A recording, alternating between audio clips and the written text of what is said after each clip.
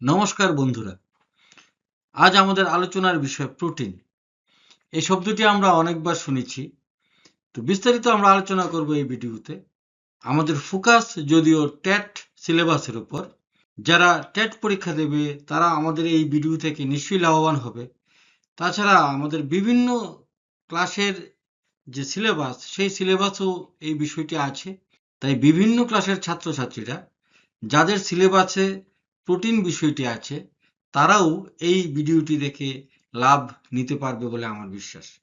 তো কথা না বাড়িয়ে আমরা শুরু করছি আমাদের আলোচ্য বিষয় প্রোটিন। প্রোটিন আমরা পাই বিভিন্ন ধরনের খাদ্য সামগ্রী থেকে, যেমন মাছ, মাংস, ডাল, ডিম, দুধ, সয়াবিন, পনির বা এরকম কিছু সবজিও আছে যেগুলি থেকে আমরা প্রোটিন পেয়ে থাকি। আমরা আগের ভিডিওতে বিস্তারিত আলোচনা করেছিলাম খাদ্যের প্রকার ভেদ নিয়ে। একটু রিক্যাপ করে নিচ্ছি বিষয়টি আবার। খাদ্য দু রকমের হয়, একটি হচ্ছে দেহ পরিপোষক খাদ্য এবং আরেকটি হচ্ছে দেহ সংরক্ষক খাদ্য। যারা আগের ভিডিওটি দেখুনি, আমার অনুরোধ থাকবে কার্বোহাইড্রেট শিরোনাম নিয়ে আমরা যে ভিডিওটি এর আগে আপলোড করেছিলাম সেই ভিডিওটি দেখার জন্য।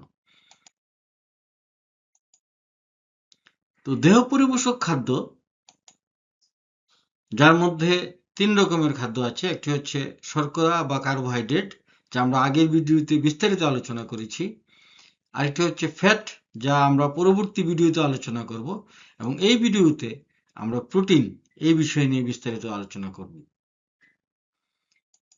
তো প্রোটিন, যাকে কেউ কেউ আমিষ বলে, আমিষ বা প্রোটিনের গঠন উপাদান কার্বন, হাইড্রোজেন, অক্সিজেন এবং অবশ্যই সঙ্গে আছে নাইট্রোজেন। এই চার ধরনের মৌল নিয়েই আমিষ বা প্রোটিন তৈরি হয়। প্রোটিনে এই চারটি মৌল যে বলছি তার মধ্যে 16% বর্তমান আছে নাইট্রোজেন। তো আমরা বলতে পারি কার্বন, হাইড্রোজেন, অক্সিজেন ও নাইট্রোজেন মৌল সমন্বয়ে আমিষ বা প্রোটিন তৈরি হয়। এবং এই প্রোটিনের গঠন একক হলো অ্যামাইনো অ্যাসিড। একাধিক অ্যামাইনো অ্যাসিড মিলিত হয়ে পলিপেপটাইড শৃঙ্খল তৈরি করে এবং এই শৃঙ্খলটি পরিশেষে প্রোটিন হিসাবে গঠিত হয়। বিষয়টিকে আরো পরিষ্কার করে বোঝার জন্য আমি একটি ছবি এখানে উপস্থাপন করলাম। এটি একটি পুঁতির মালা। তো আমরা জানি পুঁতির মালাতে কি থাকে, অনেকগুলি পুঁতি একটি সুতো দিয়ে বাঁধা থাকে, এইভাবে একটি মালা তৈরি হয়। তো এই প্রত্যেকটি পুঁতিকে যদি আমরা এক একটি অ্যামাইনো অ্যাসিড কল্পনা করি, ধরো এই একটা পুঁতি একটা অ্যামাইনো অ্যাসিড, অপর আরেকটি পুঁতি সেটা আরেকটা অ্যামাইনো অ্যাসিড। এই দুটো পুঁতি মাঝখানে একটা বন্ধন থাকে যাকে আমরা বলি পেপটাইড বন্ধন। তো এই ধরনের বন্ধনের সাহায্যে এক এক এক ধরনের অ্যামাইনো অ্যাসিড একটি মালা তৈরি যদি করে, একটি শৃঙ্খল তৈরি হবে। এই সবটা মালাকে আমরা ভাবতে পারি কি একটি প্রোটিন, যার গঠন একক কি এক একটা পুঁতি বা এক একটা অ্যামাইনো অ্যাসিড।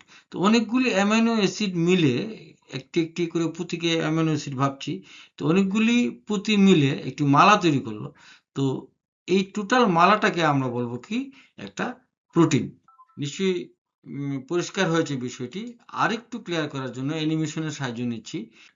এই দুই ধরনের অ্যামাইনো অ্যাসিড পেপটাইড বন্ধনে আবদ্ধ হয়ে কি তৈরি করে, একটি শৃঙ্খল তৈরি করে। ওই শৃঙ্খলটাই আমি বলছি কি মালার সাহায্যে আমরা এখানে বোঝাতে চেয়েছি।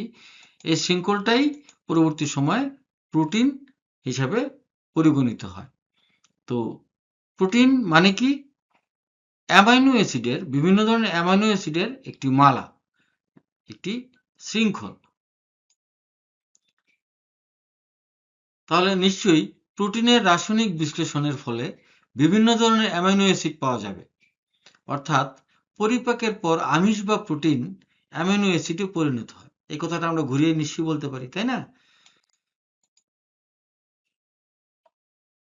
মোট 20 ধরনের অ্যামাইনো অ্যাসিড দিয়ে বিভিন্ন রকমের প্রোটিন তৈরি হয়। প্রোটিনকে যদি আমরা বিশ্লেষণ করি তাহলে আমরা 20 ধরনের অ্যামাইনো অ্যাসিড আমরা পাবো। এই অ্যামিনো অ্যাসিড, এবার মানব দেহের বেলায় আমরা বলছি, কিছু কিছু অ্যামিনো অ্যাসিড হচ্ছে প্রয়োজনীয় অ্যামিনো অ্যাসিড, যে অ্যাসিডগুলি মানব দেহ নিজে তৈরি করতে পারে না। তাহলে কোথা থেকে পায়? তো বাইরে থেকে খাদ্য খেয়ে এই প্রয়োজনীয়তা মেটাতে হয়। খাদ্য থেকে এই অ্যামিনো অ্যাসিডগুলি নিতে হয়। এগুলি প্রয়োজনীয়, কিন্তু আমাদের দেহে এই অ্যাসিডগুলি নিজে থেকে উৎপন্ন হয় না। আর যেগুলি অপ্রয়োজনীয় অ্যামাইনো অ্যাসিড, সেগুলি খাদ্য থেকে নিতে হয় না, সেগুলি আমাদের দেহেই থাকে। আমাদের মানব দেহ নিজেই তৈরি করতে পারে। তো এই প্রয়োজনীয় অ্যামাইনো অ্যাসিড সংখ্যা হচ্ছে 9টি, যেগুলি আমাদের দেহ উৎপন্ন করতে পারে না, খাদ্য থেকে আমরা গ্রহণ করি। আর যেগুলি অপ্রয়োজনীয় অ্যামাইনো অ্যাসিড, তার সংখ্যা হচ্ছে 11টি। এই 11 আর 9 মিলে হচ্ছে কি 20টি অ্যামাইনো অ্যাসিড। তো এই অ্যামিনো অ্যাসিডগুলি সম্পর্কে আমাদের বিস্তারিত জানতে হবে। তো প্রয়োজনীয় অ্যামিনো অ্যাসিড কি? Histidine, isoleucine, leucine, lysine, methionine, phenylalanine, threonine, tryptophan, valine. আর অপ্রয়োজনীয় অ্যামিনো অ্যাসিড হচ্ছে কি glycine, alanine, proline, serine, cysteine, tyrosine, glutamic acid, aspartic acid, glutamine এবং অ্যাসপারাজিন। তো এই নামগুলি কিন্তু মনে রাখতে হবে।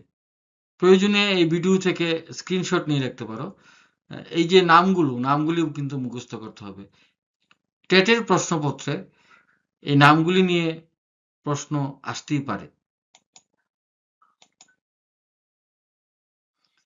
তো এই যে প্রোটিন, তার উৎস কি?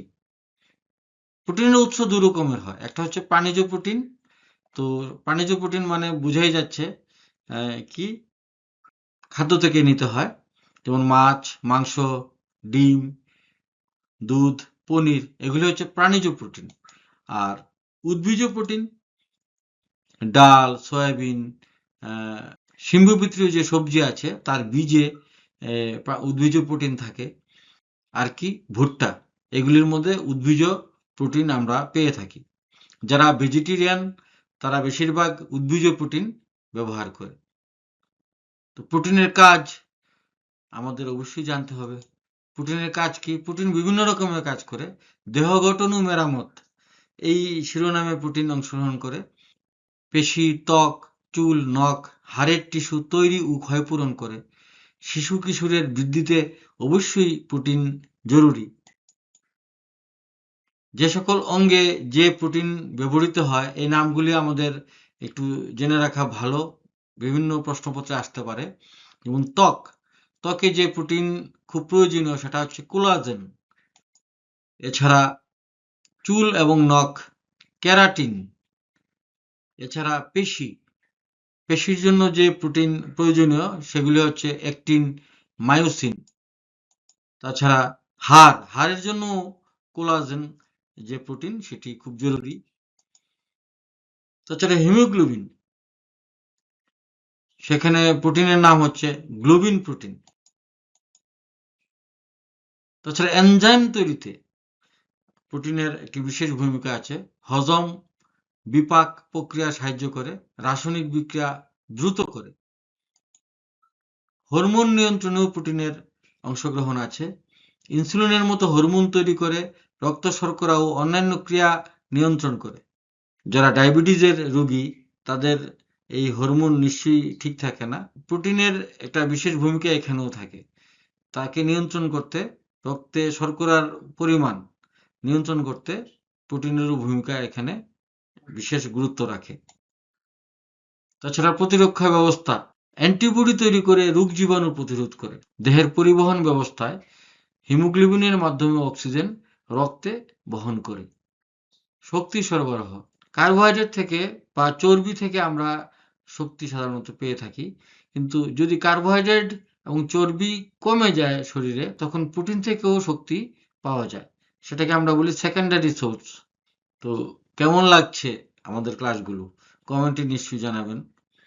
আমাদের এই ভিডিওগুলি আমাদের ইউটিউব চ্যানেল, যার নাম চ্যানেল ফ্রি এডু, তাতে পাওয়া যাবে।